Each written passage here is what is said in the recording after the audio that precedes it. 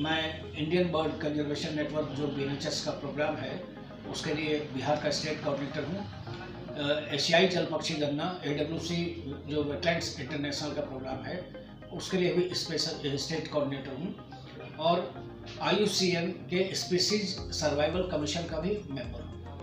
मैंने पिछले वीडियो में बताया था कि गरुड़ पुनर्वास केंद्र के ऊपर काम चल रहा है और साइंटिस्ट नियुक्त किए गए हैं, जिसमें से हम आज अरविंद मिश्रा सर से मिलने आए हुए हैं। क्या आप बचपन से ही पक्षी वैज्ञानिक बनना चाहते थे? देखिए, मैं तो अपने आप को पक्षी वैज्ञानिक नहीं मानता हूँ, नहीं कहता हूँ, क्योंकि मेरे नज़र में सबसे बड़े जो प्रकृति के वैज्ञानिक हैं वो हमारे किसान हैं, हमारे मजदूर हैं, जो जंगल में दिन रात विचरने वाले लोग हैं, वो हमसे ज़्यादा बड़े साइंटिस्ट हैं। हम तो बस उनकी बातों को उनसे सुनकर किताबों में लिख देते हैं। हमारे पास एक्सप्रेशन है, हमारे पास प्रेजेंटेशन है, लेकिन रियल साइंटिस्ट तो मैं उनको मानता हूँ जो ज़मीनी स्तर पर काम कर रहे हैं। आप अगर गूगल पर सर्च करेंगे, जैसे ही आप अरविंद मिश्रा सर का नाम टाइप करेंगे, बस अरविंद लिखते ही ऑटोमेटिक मिश्रा आ जाएगा और गूगल पर हमारे अरविंद मिश्रा का नाम ट्रेंडिंग में चलता है। तो आप लोग गूगल पर भी सर्च करके देख सकते हैं। सबसे पहले आप अपने बारे में थोड़ा बताएं, जिससे कि हमारे व्यूअर्स को पता चले कि आप कौन हैं।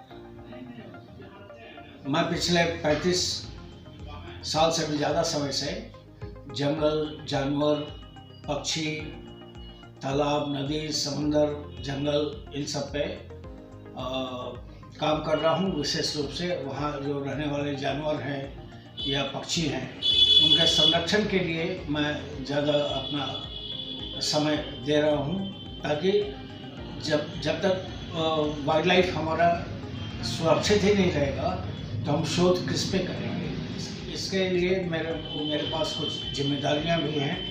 मैं इंडियन बर्ड कंजर्वेशन नेटवर्क जो BNHS का प्रोग्राम है उसके लिए बिहार का स्टेट कोऑर्डिनेटर हूँ। एशियाई जल पक्षी गणना AWC जो वेटलैंड्स इंटरनेशनल का प्रोग्राम है उसके लिए भी स्पेशल स्टेट कोऑर्डिनेटर हूँ और IUCN के स्पीसीज सर्वाइवल कमीशन का भी मेंबर हूँ। मैंने पिछले वीडियो में बताया था कि गरुड़ पुनर्वास केंद्र के ऊपर काम चल रहा है और साइंटिस्ट नियुक्त किए गए हैं, जिसमें से हम आज अरविंद मिश्रा सर से मिलने आए हुए हैं और इनसे हम कुछ सवाल जवाब जानेंगे जो कि हमें नहीं पता है। पक्षी वैज्ञानिक के क्षेत्र में आपका शुरुआत कैसे हुआ? क्या आप बचपन से ही पक्षी वैज्ञानिक बनना चाहते थे? देखिए, मैं तो अपने आप को पक्षी वैज्ञानिक नहीं मानता हूँ, नहीं कहता हूँ, क्योंकि मेरे नज़र में सबसे बड़े जो प्रकृति के वैज्ञानिक हैं वो हमारे किसान हैं, हमारे मजदूर हैं, जो जंगल में दिन रात विचरने वाले लोग हैं, जो प्रकृति के बीच में 24 घंटे रमे हुए हैं, जंगलों के में रहने वाले ग्रामीण हैं। वो हमसे ज़्यादा बड़े साइंटिस्ट हैं। हम तो बस उनकी बातों को उनसे सुनकर किताबों में लिख देते हैं। हमारे पास एक्सप्रेशन है, हमारे पास प्रेजेंटेशन है, लेकिन रियल साइंटिस्ट तो मैं उनको मानता हूँ जो ज़मीनी स्तर पर काम कर रहे हैं। तो पक्षियों के बारे में मैं 1989 के पहले पक्षियों को देख लेता था, खुश हो जाता था, लेकिन जब मैं WWF के कैंप में 1989 में अन्नामलाई गया, मैं एकमात्र उसमें प्रतिभागी था उत्तरी भारत से, नॉर्थ इंडिया से। तो वहाँ लोगों को देखा कि वो बटरफ्लाई, बर्ड्स और इन सब पे काफ़ी फोकस उनका रहता था, लेकिन मेरा जो उस समय तक इंटरेस्ट था big animals, elephants, tigers, leopards, bison, bears, तो इन सब के बारे में कोई मतलब बहुत क्रेजी कैंप में नहीं देखा था। तो मुझे थोड़ी मतलब उकताहट भी होती थी कि मैं कहाँ आकर फंस गया। लेकिन एक हफ्ते के दरमियान वहाँ जो कैंप में मैं रहा तो मुझे ये पता लगा कि बिहार में पक्षियों पर कोई डाटा उपलब्ध नहीं है, यहाँ बहुत कुछ काम नहीं हुआ है। तो फिर मैंने डिसाइड किया कि मैं लौटता हूँ यहाँ से, मैं एक ऐसा क्लब बनाऊँगा जिसकी राष्ट्रीय अंतर्राष्ट्रीय स्तर पर पहचान होगी और मैं पक्षियों के बारे में अपना अध्ययन बिहार के परिप्रेक्ष्य में उसमें मैं काम करूँगा, ताकि लोगों को बिहार के जो पक्षियों की विविधता है यहाँ, उसको मैं पूरी दुनिया के सामने ला सकूँ। तो इसीलिए मैंने इसको एक चैलेंज के रूप में स्वीकार किया कि अब मैं बिहार के पक्षियों पर भी काम करूँगा, साथ साथ मेरा जो वाइल्ड लाइफ कंजर्वेशन का जो एक संकल्प है, उसको भी मैं साधता रहूँगा। आपने गरुड़ पक्षी को कैसे ढूंढा? आपको कैसे पता चला कि ये सबसे यूनिक पक्षी है? देखिए, जब मैंने बिहार में पक्षियों के अध्ययन का काम शुरू किया और मंदार नेचर क्लब की टीम के सदस्यों का साथ लेकर हम लोग बिहार के विभिन्न पक्षी स्थलों पर घूमते रहे, राष्ट्रीय अंतर्राष्ट्रीय सेमिनार में, वर्कशॉप में भाग लेने के बाद मुझे पता चला कि ग्रेटर एडजुटेंट, जिसे बड़ा गरुड़ हम लोग बोलते हैं, उसकी वो विलुप्ति के कगार पर है। 2006 में IUCN के डाटा के हिसाब से 650 से 800 पक्षी ही पूरे विश्व में बचे थे। तो मेरी इच्छा थी कि मैं इस पक्षी को देखूं कम से कम, और मैं इसके लिए आसाम में जाने की इच्छा रखता था कि वहाँ चूँकि लोग बताते थे कि उनके घर के आगे पीछे घूमते रहते हैं, तो मैं वहाँ उनको देखने के लिए जाना चाहता था। लेकिन अचानक 2006 के अक्टूबर में मेरे सहयोगी जनार्दन मंडल जी ने बताया कि गंगा दियारा में एक सेमल के पेड़ पर 2 अजीब से पक्षी बैठे हुए हैं, उन्होंने घोंसला भी बनाया हुआ है। मैं तुरंत उनके साथ गया और जैसे ही मैंने उनको देखा तो मेरी बाछें खिल गई, मन प्रफुल्लित हो गया कि अरे ये तो आश्चर्यचकित भी हो गया मैं, अरे ये तो ग्रेटर एडजुटेंट है। तुरंत मैंने wild life trust of India से संपर्क किया कि इनके संरक्षण करने के लिए हमें सुविधाएं चाहिए। उन्होंने सुविधाएं प्रदान भी की, लेकिन जनवरी माह में उन दोनों पक्षियों ने अपने घोंसले गिरा दिए भयानक शीतलहरी में। तो हम उदास हो गए, लेकिन wild life trust of India ने कहा कि आप हमारी तरफ से सहयोग लेकर और इन पक्षियों की खोज बिहार के अन्य हिस्सों में भी कर सकते हैं। राज्य के 9 जिलों में पूर्णिया, खगड़िया, मधेपुरा, भागलपुर, सहरसा, अररिया, इन सब क्षेत्रों में अपने सहयोगियों के साथ दूर दराज के दुर्लभ इलाकों में उनके साथ उनको भ्रमण के लिए भेजा, उनको गाइडलाइन दिया, मैपिंग तैयार करवाई। अंत में कदवा कोसी दियारा में, जो भागलपुर और मधेपुरा का बॉर्डर इलाका है, उसमें हमें ये गरुड़ पक्षी दिखाई दिए। उस समय वहाँ 16 घोंसले थे इनके, और उस वर्ष तो वहाँ हमने ग्रामीणों को जागरूक किया। घुटने घुटने पर बालू में मोटरसाइकिल चला के घंटों की मशक्कत के बाद हम लोग मात्र 20-25 किलोमीटर की दूरी को तय करते थे।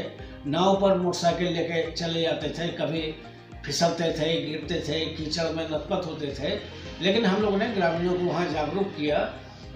और उस समय इनकी संख्या अनुमानित संख्या 78 करीब आंकी गई बिहार में, जो आज लगभग 650 के आसपास इनकी संख्या बिहार में पहुंच गई है।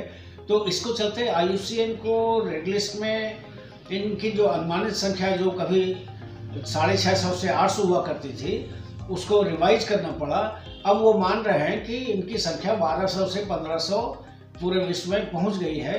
तो ये बड़ा कठिन काम है। ये माना जाता है कि जब भी किसी पक्षी की संख्या एक बार घटनी शुरू होती है और क्रिटिकल स्तर पर घट जाती है, तो उसका वापस रिकवर करना लगभग असंभव होता है। लेकिन बिहार में बढ़ती हुई इनकी आबादी के कारण आज विश्व में इनकी संख्या एक सम्मानजनक स्तर पर पहुंच गई है। तो ये हमारे लिए बहुत एक संतोष की बात थी कि हमने ज़िंदगी में कुछ एक मिसाल कायम की।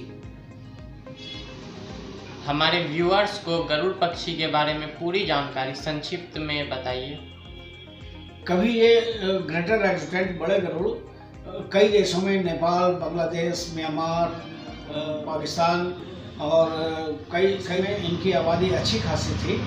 और ये कलकत्ता के विक्टोरिया मेमोरियल पर भी ये बैठे हुए दिख जाते थे। बल्कि कलकत्ता जो वहाँ का म्यूनिसिपल कॉरपोरेशन है, उसका लोगो भी गरुड़ हुआ करता था। लेकिन कालांतर में वृक्षों की कटाई, इनका शिकार और किसी अंधविश्वास के कारण इनको मारे जाने के क्रम में इनकी संख्या इतनी घट गई कि ये मात्र आसाम में सिमट के रह गए और कंबोडिया में इनकी एक छोटी सी आबादी सिमट के रह गई। लेकिन जब बिहार में 2006 में इनकी खोज हुई और यहाँ इनकी संख्या बढ़ी तो ये दुनिया का तीसरा प्रजनन स्थल गरुड़ों का बना, भागलपुर का क्षेत्र। यहाँ तो एक बड़ी कॉलोनी के अंदर ये यहाँ प्रजनन करते हैं, जहाँ 125-150 घोंसले ये हर साल बनाते हैं, प्रजनन करते हैं। और सितंबर माह में से इनका प्रजनन शुरू होता है, मार्च के अंत तक ये अपने बच्चों को लेकर उड़ जाते हैं। तो इनकी संख्या जो है यहाँ काफ़ी बढ़ने लगी। तो ये एक सफल प्रयास है, गिरती हुई संख्या को भी पक्षियों को रिकवर किया जा सकता है। उसका एक मॉड्यूल मैंने तैयार किया कि किन किन तरीके से संवेदनाएं लोगों में जगाई जा सकती हैं, लोगों को जागरूक किया जा सकता है, उनका वैज्ञानिक महत्व, उनका इकोलॉजिकल महत्व, उनका पर्यावरण में अपना एक विशेष रोल, उनकी उपयोगिता, ये सारे ग्रामीणों को समझाई। और हमारे धर्म ग्रंथों में जो गरुड़ों की महत्ता है उसको भी लोगों के बारे में समझाया और ग्रामीणों के साथ मिलकर हम लोगों ने प्रयास किया। तो ये कम्युनिटी कंजर्वेशन का एक बहुत बड़ा उदाहरण विश्व के सामने उभर कर आया। बिहार के भागलपुर जिले में पहला गरुड़ पुनर्वास केंद्र खोला गया, यह कितना महत्वपूर्ण है और यह विचार आपके दिमाग में कैसे आया? देखिए, जब हम लोग वहाँ जाते थे उस दुर्लभ इलाके में जहाँ की आसानी से पहुँचा भी नहीं जा सकता था, बाहर के तो व्यक्ति वहाँ जाने का सोचते भी नहीं थे। उस समय लोग हमारे ऊपर शंका करते थे, ये अध्ययन के नाम पर पक्षियों का स्मगलिंग करेंगे, ये स्मगलर हैं कि पुलिस के तरफ से भेजे गए आदमी हैं, इनका उद्देश्य क्या है। तो तरह तरह की शंकाएँ उनके दिमाग में होती थी कि यह यहाँ से इन पक्षियों को ले जाकर पकड़ कर ले जाएंगे, इनका व्यापार करेंगे, धन कमाएंगे। तो वहाँ अगर कोई पक्षी घायल भी हो जाता था तो उसको हम लोग छूते नहीं थे, ताकि उसको इलाज के लिए भी लेकर नहीं जाते थे, ताकि उनको ये शंका ना हो कि ये इसको ले जाकर बेच देंगे या इससे कुछ धनोपार्जन करेंगे। लेकिन 2-3 साल 4 साल तक जब ग्रामीणों ने देखा कि हम निस्वार्थ भाव से पक्षियों के संरक्षण के लिए ही कार्य कर रहे हैं, तो उसके बाद वो लोग हमें ताना मारने लगे, आप लोग आते हैं सिर्फ देख के चले जाते हैं, घायल पक्षी गिरता है तो इसका कोई इलाज नहीं हो पाता है। तो वो लोग इसके इलाज की डिमांड करने लगे। तब मेरे अंदर में आइडिया आया कि इनके लिए एक पुनर्वास केंद्र जहां इनका इलाज हो, स्वस्थ हो, फिर इनको इनके स्वस्थ होने पर प्राकृतिक वातावरण में रिलीज कर दिया जाए, ऐसा एक सेंटर खोले। तो हमारे पर्यावरण के प्रधान सचिव श्री विवेक कुमार सिंह से मैंने बात की पटना में, वो हमारी बातों से कन्विंस हुए। उस समय दुनिया की सबसे बड़ी संस्था royal society for the protection of birds, जो इंग्लैंड में है, पक्षियों पे काम करने वाली सबसे बड़ी संस्था, उसके प्रोजेक्ट के तहत 1 साल के लिए मैं काम भी कर रहा था। तो उसके बाद 2014-15 में ये गरुड़ सेवा पुनर्वास केंद्र भागलपुर में स्थापित किया गया, जो किसी भी सरकार द्वारा स्थायी तौर पर दुनिया का एकमात्र गरुड़ सेवा एवं पुनर्वास केंद्र है। इसका फ़ायदा मान लीजिए कि अगर साल में हमने 2, 4, 6, 7 पक्षियों की जान अगर इस सेंटर के कारण बच गई, तो उससे ज़्यादा महत्वपूर्ण बात ये रही कि ग्रामीणों ने देखा जब 2, 4, 5 पक्षियों को बचाने के लिए लाखों लाख रुपया सरकार खर्च कर रही है, ये इतना महत्वपूर्ण पक्षी है, तो हमारे यहाँ तो ये सैकड़ों की संख्या में है, हमें तो और जोश खरोश के साथ इनका संरक्षण करना चाहिए। तो ये जो गांव वालों में संरक्षण की भावना को विकसित करने में इस सेंटर का सबसे बड़ा योगदान रहा, जो आज भी उनके अंदर पनपता जा रहा है। अब तो कोई भी पक्षी रात को भी घायल होता है, अब तो सड़कें बन गई हैं, 4 लेन सड़क बन गई है, तो तुरंत वन विभाग की टीम जाकर वहाँ से उसको लाकर रेस्क्यू सेंटर में रख देती है। वहाँ ग्रामीण चिकित्सकों को भी हम लोगों ने ट्रेनिंग दी कि पक्षियों का इलाज, प्राथमिक उपचार कैसे किया जाए। वहाँ एक टेम्पररी रेस्क्यू सेंटर भी, जहाँ ग्रामीण पशु चिकित्सक उनकी देखभाल करते हैं। उसके बाद फिर जब वो सुविधानुसार उनको यहाँ बड़े सेंटर में, जहाँ मेडिकल ऑफिसर वेटनरी के वो हैं, सारी सुविधाएं हैं, बर्ड कीपर हैं, पक्षी पालक हैं, तो इन लोगों की मदद से उनको स्वस्थ किया जाता है। जब वो स्वस्थ हो जाते हैं तो उनको बाकायदा बक्सों में रख कर ले जाकर इनका जो स्वाभाविक क्षेत्र है उसमें जाकर इनको मुक्त कर दिया जाता है, ताकि ये मुक्त होकर अपने परिजनों से मिल लें और अपनी संख्या में और बढ़ोतरी करें और प्रजनन करें। साइंटिस्ट बनने के लिए कोई एग्ज़ाम भी क्लियर करना पड़ता है, इसके कितने अटेम्प्ट होते हैं?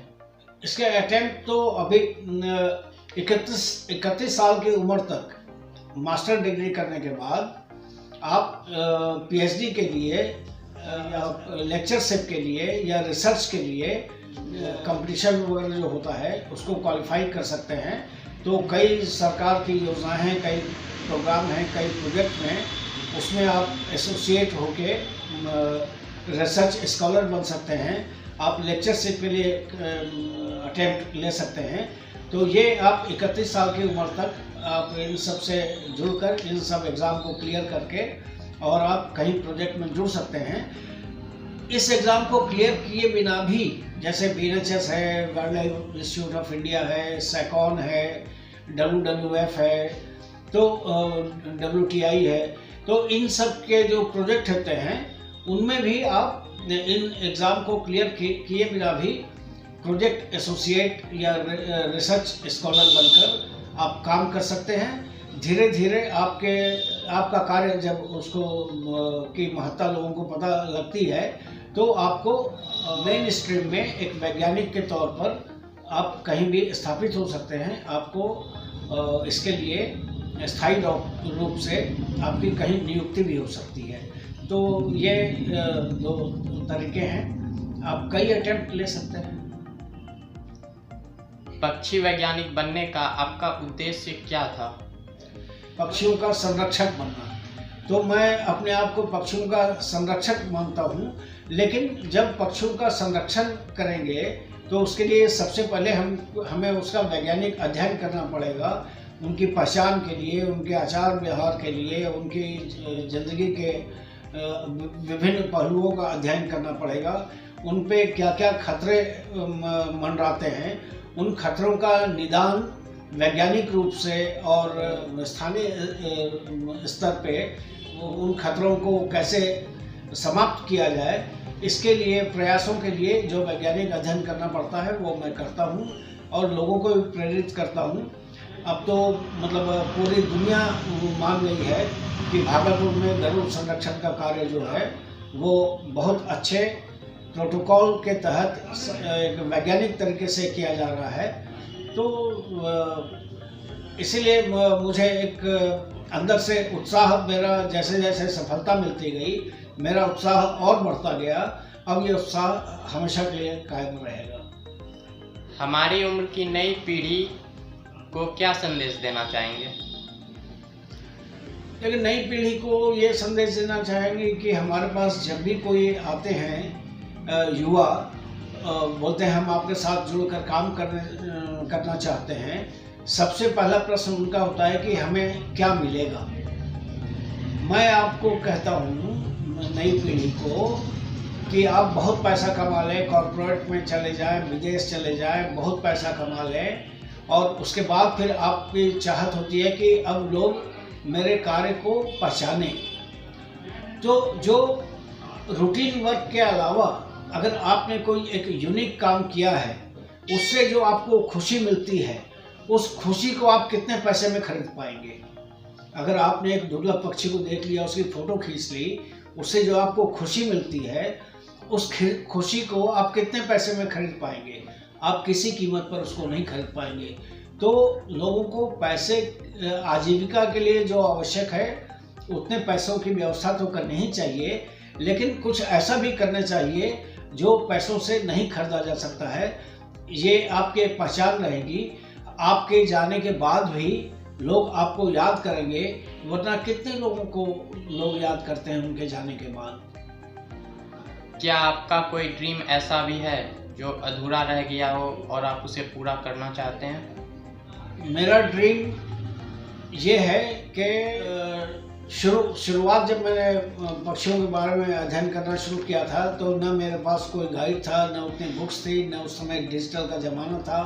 आज से 30 साल पहले, 32 साल पहले तो बिहार में पक्षियों पे काम करने वाले, उनका अध्ययन करने वाले लोग बहुत कम थे, जबकि अन्य राज्यों में ये लोग काफ़ी पक्षियों पे काम कर रहे थे। और बिहार में जो छिपी हुई धरोहर है ये कहीं सबके सामने नहीं आ पा रही थी, अंतर्राष्ट्रीय स्तर पर इसका डाटा नहीं आ पा रहा था।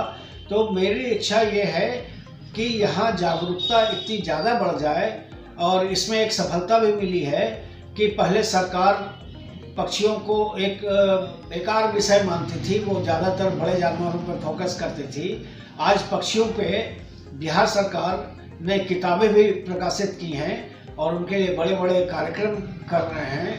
तो जब सरकार में समर्थन में आ गई, स्थानीय समुदाय भी समर्थन में आ गया, तो इतनी जागरूकता फैलाई जाए और इतने युवा लोगों को बर्ड वाचिंग के क्षेत्र में शामिल किया जाए कि बिहार विश्व फलक पर पक्षियों के अध्ययन और संरक्षण के बारे में जाना जाए, और ये परंपरा कभी न समाप्त होने वाली परंपरा के रूप में विकसित हो जाए।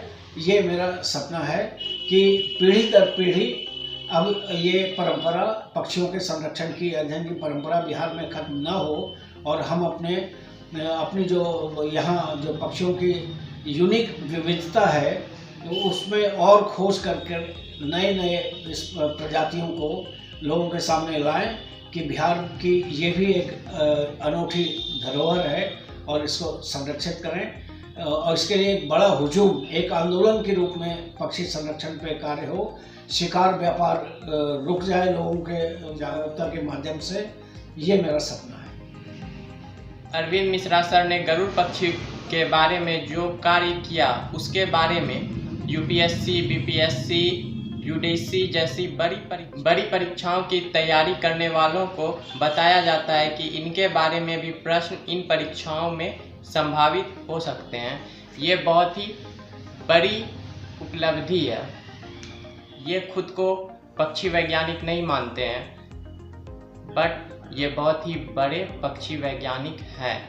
अगर आपको यकीन ना हो तो इनके साथ काम कीजिए, पता चल जाएगा आपको। मैंने तो किया। और आप अगर गूगल पर सर्च करेंगे, जैसे ही आप अरविंद मिश्रा सर का नाम टाइप करेंगे, बस अरविंद लिखते ही ऑटोमेटिक मिश्रा आ जाएगा, और गूगल पर हमारे अरविंद मिश्रा का नाम ट्रेंडिंग में चलता है। तो आप लोग गूगल पर भी सर्च करके देख सकते हैं कि अरविंद मिश्रा सर का अकाउंट क्रोम पर है, तो वहाँ से भी ज़्यादा जानकारी प्राप्त कर सकते हैं। और इनका एक क्लब चलता है, मंदार नेचर क्लब, जो कि पक्षियों के संरक्षण के लिए हमेशा तत्पर रहते हैं। और मैं अरविंद मिश्रा सर का धन्यवाद करना चाहूँगा कि मेरे इतने शॉर्ट नोटिस पे इन्होंने हमें अपना इतना कीमती वक्त दिया।